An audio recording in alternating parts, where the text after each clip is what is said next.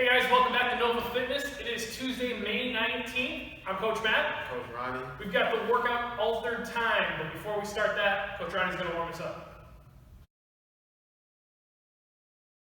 This warm-up, we have 3 rounds of movement. We're going to start each round with 30 seconds of jump rope. So just really trying to focus on staying tall, keeping our feet together. Starting out with single unders in that first round. Just really trying to focus on getting yourself warm and active with that. Once you finish the 30 seconds of jump rope, we're going into 3 segments of movement. Alright, so the first part, we're going to go into our 10-meter distance with a toe reach to start. So just reaching down to the opposite foot as you walk through that 10 meters. When you come back, you're going to do a monster walk. So you're just kicking that hand up, and kicking the foot up towards the hands, really trying to open up through that hamstring and posterior chain. From there, we finish each round with 10 squat push-ups. So just getting down into a push-up position, really trying to focus on retracting, so squeezing those shoulder blades together and driving them apart to round out through the back, really opening up that back for today's WOD. Right? We again return to the second round with the jump rope. And this is now an opportunity for you to start picking up some speed on the single under, even get some practice in double unders if you're able to. You can warm up a little bit. Right, once you finish that 30 seconds, we're now moving to a different segment of warm up with that 10-meter distance. So we're now going into a knee hug, alternating legs, so really pulling that knee into the chest, again opening up that posterior chain and through the glutes. Once you finish that and you return, you're going to lunge. So down into that lunge is an opportunity for you to stretch out that front of the leg, the hamstrings, and the quads on that trail leg. From there, again, 10 squat push-ups, and then we finish with another 30 seconds of jump rope. Double unders is the option now for you if you're proficient in that, just to get that warmed up. And then we have a 10-meter shuttle run down and back. So you're just running down and back again with that warm up, and we finish again with 10 squat push-ups. So again, the warm up is 3 rounds, 30-second jump rope at the start of each round, progressing into double unders throughout each round. You start the first round with a toe reach down, monster walk back. Second round, we're going into knee hug, and then lunging back. And the third round, shuttle runs down and back. We finish each round with 10 squat push-ups. Let's get through that warm-up, get ready for the WOD. Today's workout is altered time. Now there are actually 2 parts to this workout, so you get 2 different scores. The first part, for time, is 3 rounds for time of 40 double unders, 200-meter run, and 10 bar-facing burpees. After you complete those 3 rounds, you're going to have a 7-minute rest to catch your breath, stretch if you need to, or re-game plan. Because part B, the second part, is for time, and it's 1 round of 160 double unders, 800-meter run, and then 40 bar-facing burpees for time. So you'll have a different score and different time for each section of the workout. Let's take a look at each of the movements, the points of performance, and then we'll go over some strategy for how to break it up and how to scale. So looking at double unders, so looking at our normal points of performance, if we got our feet tight together up on the balls of our feet, or if our shoulders down and back, hands to our side as necessary, core engaged enough where we can hold our midline while also being able to breathe. If we're looking at something new today, as far as performance, if Ronnie breaks into some single unders, you can take a look at his feet.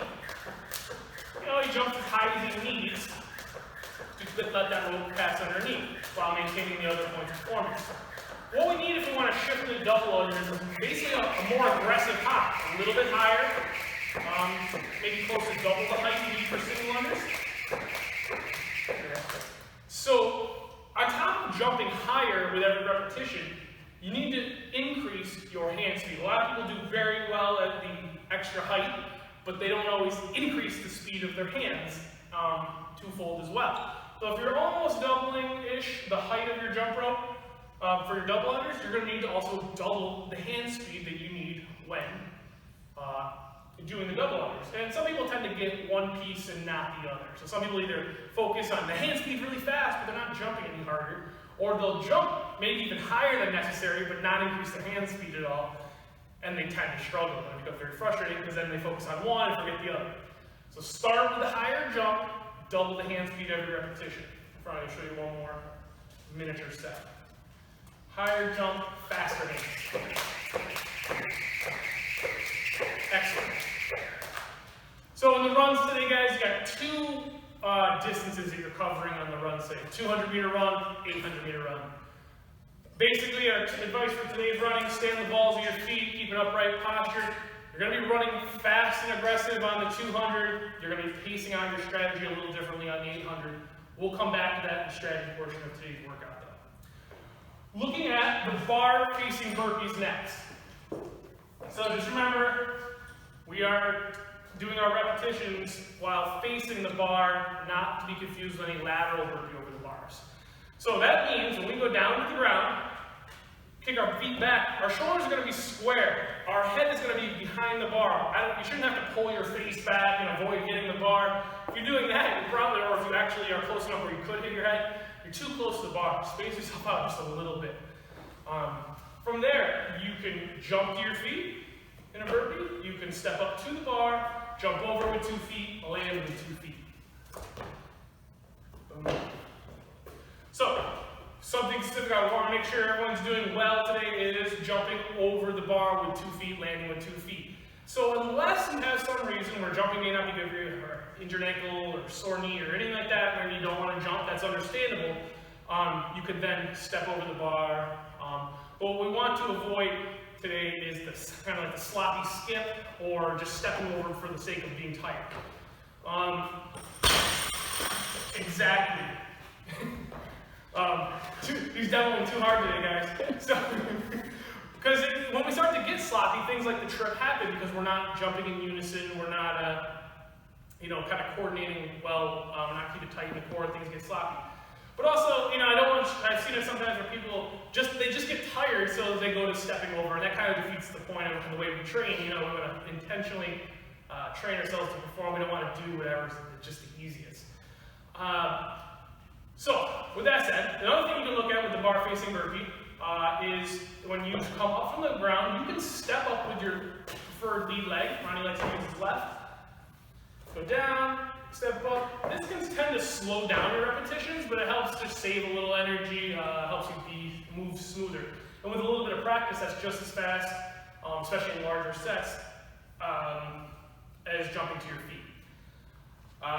So, with today's burpees, remember, it's jumping down and back, you're keeping your shoulders square, your feet don't angle out to the side, they're directly squared up with the bar, etc., etc. As you jump up to the bar, if you turn in anticipation to jump over the bar so you're rotating midair, that's fine. But just know that when you go back down to the bar and initiate coming up, you are squared up to the barbell, feet directly behind your shoulders. One last repetition. Bar facing burpee, jumping 2 feet, landing 2 feet. Alright, so we'll come back here for some strategies on how to break this simple yet intense workout up. Okay, so take a few repetitions, figure out your strategy you think will work well, and then we'll go over it next.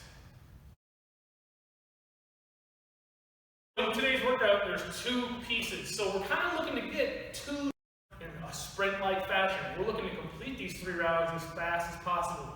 I tested this out with mediocre intensity. Shouldn't take you much more than 8 to 10 minutes tops. For a lot of you that are good, well-conditioned to double unders and running and burpees, you're going to fly through this in 6 or less minutes.